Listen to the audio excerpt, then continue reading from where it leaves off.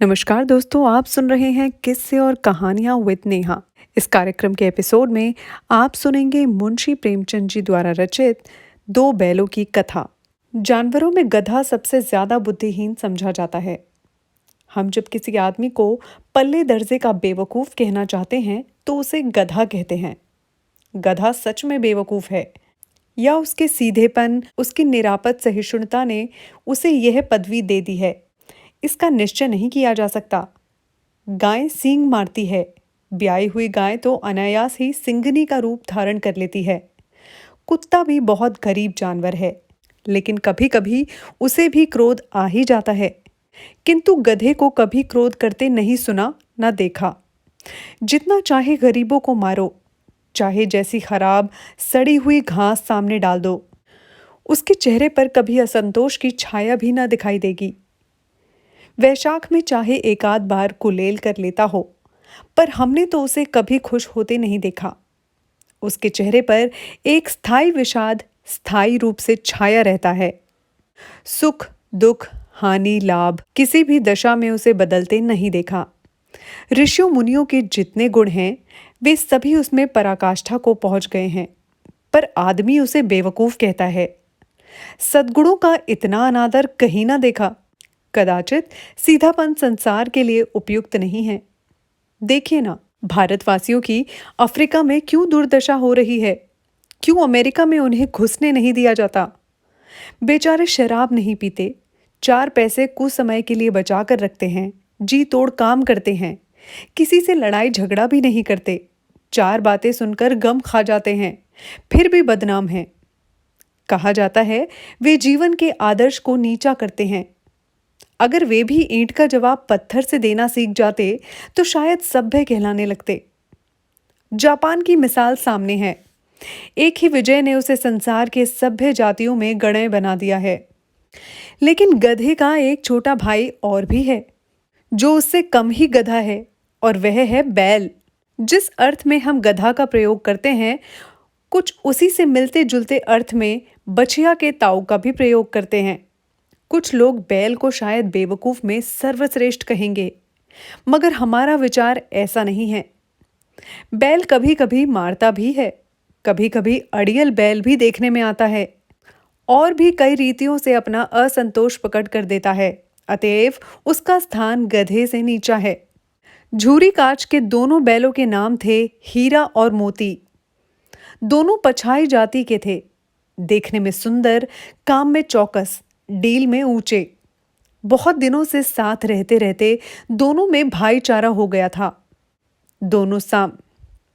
दोनों आमने सामने या आसपास बैठे हुए एक दूसरे से मूक भाषा में विचार विनिमय करते थे। एक दूसरे के मन की बात कैसे समझ जाते थे हम नहीं कह सकते। अवश्य ही उनमें कोई ऐसी गुप्त शक्ति थी जिससे जीवों में श्रेष्ठता का दावा करने वाला मनुष्य वंचित है। दोनों एक दूसरे को चाट कर और सूंघ कर अपना प्रेम प्रकट करते। कभी कभी दोनों सींग भी मिला लिया करते थे।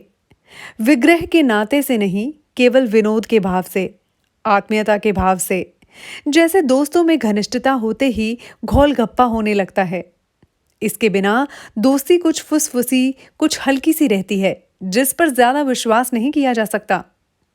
जिस वक्त ये दोनों बैल हल या गाड़ी में जोत दिए जाते और गर्दन हिला हिलाकर चलते, उस वक्त हर एक की यही चेष्टा होती थी कि ज्यादा से ज्यादा बोझ मेरी ही गर्दन पर रहे। दिन भर के बाद दोपहर या संध्या को दोनों खुलते तो एक दूसरे को चाट चूट कर अपनी थकान मिटा लेते। नाद में खली भूसा पड़ जाने के बाद दोनों साथ उठते, साथ नाद में मुंह डालते और साथ ही बैठते। एक मुंह हटा लेता तो दूसरा भी हटा लेता। संयोग की बात है, झूरी ने एक बार गोई को ससुराल भेज दिया। बैलों को क्या मालूम वे क्यों भेजे जा रहे हैं। समझे, मालिक ने हमें बेच दिया है। अपना यूं बेचा जाना उन्हें अच्छा लगा या बुरा, कौन जाने। कौन जाने, पर झूरी के साले गया तो घर तक गोई ले जाने में दांतों पीसना आ गया।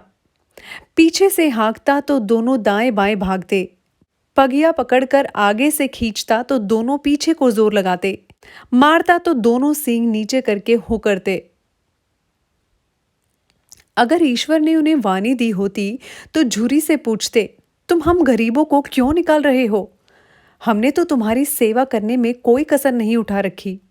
अगर इतनी मेहनत से काम न चलता था तो और काम ले लेते। हमें तो तुम्हारी चाकरी में मर जाना कबूल था। हमने कभी दाने चारे की शिकायत नहीं की। तुमने जो कुछ खिलाया वह सिर झुकाकर खा लिया। फिर तुमने हमें इस जालिम के हाथों क्यों बेच दिया? संध्या समय दोनों बैल अपने नए स्थान पर पहुंचे। दिन भर के भूखे थे, लेकिन जब नाद में लगाए गए तो एक ने भी उसमें मुंह न डाला। दिल भारी हो रहा था।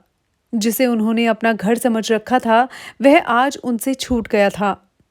एक नया घर, यह नया घर, नया गांव, नए आदमी उन्हें बेगाने से लगते थे। दोनों ने अपनी मूक भाषा में सलाह की, एक दूसरे को कनखियों से देखा और लेट गए। जब गांव में सोता पड़ गया तो दोनों ने जोर मार कर पगहे तुड़ा डाले और घर की तरफ चले। पगहे बहुत मजबूत थे। अनुमान न हो सकता था कि कोई बैल उन्हें तोड़ भी सकेगा, पर इन दोनों में इस समय दूनी शक्ति आ गई थी। एक एक झटके में रस्सियां टूट गईं। झूरी प्रातः सोकर उठा तो देखा कि दोनों बैल चरनी पर खड़े हैं।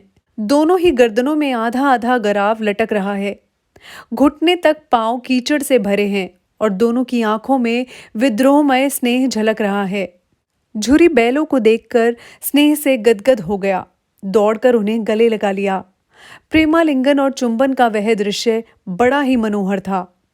घर और गांव के लड़के जमा हो गए और तालियां बजा बजा कर उनका स्वागत करने लगे। गांव के इतिहास में यह घटना अभूतपूर्व न होने पर भी महत्वपूर्ण थी। बाल सभा ने निश्चय किया, दोनों पशुवीरों को अभिनंदन पत्र देना चाहिए। कोई अपने घर से रोटियां लाया, कोई गुड़, कोई चोकर, कोई भूसी। एक बालक ने कहा, ऐसे बैल किसी के पास ना होंगे। दूसरे ने समर्थन किया, इतनी दूर से दोनों अकेले चले आए। तीसरा बोला, बैल नहीं है वे, उस जन्म के आदमी हैं। इसका प्रतिवाद करने का किसी को साहस न हुआ। झूरी की स्त्री ने बैलों को द्वार पर देखा तो जल उठी। बोली, कैसे नमक हराम बैल हैं कि एक दिन वहां काम ना किया और भाग खड़े हुए। झूरी अपने बैलों पर यह आक्षेप न सुन सका। नमक हराम क्यों है? चारा दाना न दिया होगा तो क्या करते? स्त्री ने रोब के साथ कहा, बस तुम ही तो बैलों को खिलाना जानते हो ना, और तो सभी पानी पिला पिला कर रखते हैं। झूरी ने चिढ़ाया, चारा मिलता तो क्यों भागते? स्त्री चिढ़ी, भागे इसलिए कि वे लोग तुम जैसे बुद्धुओं की तरह बैलों को सहलाते नहीं। खिलाते हैं तो रगड़ कर जोतते भी हैं। ये दोनों ठहरे कामचोर, भाग निकले। अब देखूं कहां से खली और चोकर मिलता है। सूखे भूसे के सिवा कुछ न दूंगी, खाए चाहे मरे। वही हुआ। मजूर को बड़ी ताकीद कर दी गई कि बैलों को खाली सूखा भूसा दिया जाए। बैलों ने नाद में मुंह डाला तो फीका फीका, ना कोई चिकनाहट, ना कोई रस। क्या खाएं? आशा भरी आंखों से द्वार की ओर ताकने लगे। झूरी ने मजूर से कहा, थोड़ी सी खली क्यों नहीं डाल देता बे? मालकिन मुझे मार ही डालेंगी। चुरा कर डाला? ना दादा, पीछे से तुम भी उन्हीं की सी कहोगे। दूसरे दिन झूरी का साला फिर आया और बैलों को ले चला। अब की उसने दोनों को गाड़ी में जोता। 2-4 बार मोती ने गाड़ी को सड़क की खाई में गिराना चाहा, पर हीरा ने संभाल लिया। वह ज्यादा सहनशील था। संध्या समय घर पहुंचकर उसने दोनों को मोटी रस्सियों से बांधा और कल की शरारत का मजा चखाया। फिर वही सूखा भूसा डाल दिया। अपने दोनों बैलों को खली, चूनी सब कुछ दी।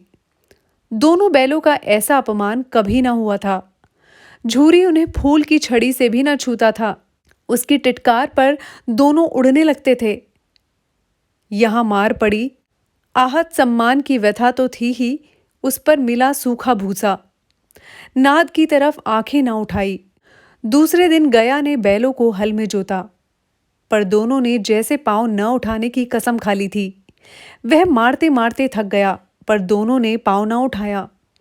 एक बार जब उस निर्दय ने हीरा की नाक पर खूब डंडे जमाए तो मोती का गुस्सा काबू से बाहर हो गया। हल लेकर भागा। हल, रस्सी, जुआ, जोत सब टूट टाट कर बराबर हो गए। गले में बड़ी बड़ी रस्सियां ना होती तो दोनों पकड़ाई में ना आते। हीरा ने मूक भाषा में कहा, भागना व्यर्थ है। मोती ने उत्तर दिया, तुम्हारी तो इसने जान ही ले ली थी, अब की बड़ी मार पड़ेगी। पढ़ने दो। बैल का जन्म लिया है तो मार से कहां तक बचें? बैल का जन्म लिया है तो मार से कहां तक बचेंगे? गया दो आदमियों के साथ दौड़ा आ रहा है, दोनों के हाथों में लाठियां हैं। मोती बोला, कहो तो दिखा दूं कुछ मजा मैं भी। लाठी लेकर आ रहा है। हीरा ने समझाया, नहीं भाई, खड़े हो जाओ, मुझे मारेगा तो मैं भी एक दो को गिरा दूंगा। नहीं, हमारी जाति का यह धर्म नहीं है। मोती दिल में ऐंठ कर रह गया। गया आ पहुंचा और दोनों को पकड़कर ले चला। कुशल हुई कि उसने इस वक्त मारपीट न की, नहीं तो मोती भी पलट पड़ता। उसके तेवर देखकर गया और उसके सहायक समझ गए कि इस वक्त टाल जाना ही मसलहत है। आज दोनों के सामने फिर वही सूखा भूसा लाया गया। दोनों चुपचाप खड़े रहे। घर के लोग भोजन करने लगे। उस वक्त छोटी सी लड़की दो रोटियां लिए निकली और दोनों के मुंह में देकर चली गई।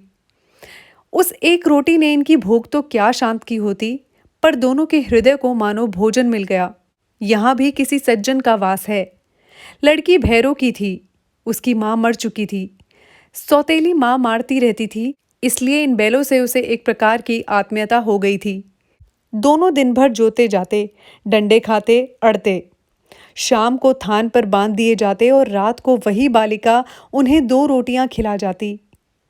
प्रेम के इस प्रसाद की यह बरकत थी कि दो दो गाल सूखा भूसा खाकर भी दोनों दुर्बल न होते थे, मगर दोनों की आंखों में रोम रोम में विद्रोह भरा हुआ था। एक दिन मोती ने मूक भाषा में कहा, अब तो ये नहीं सहा जाता हीरा, क्या करना चाहते हो?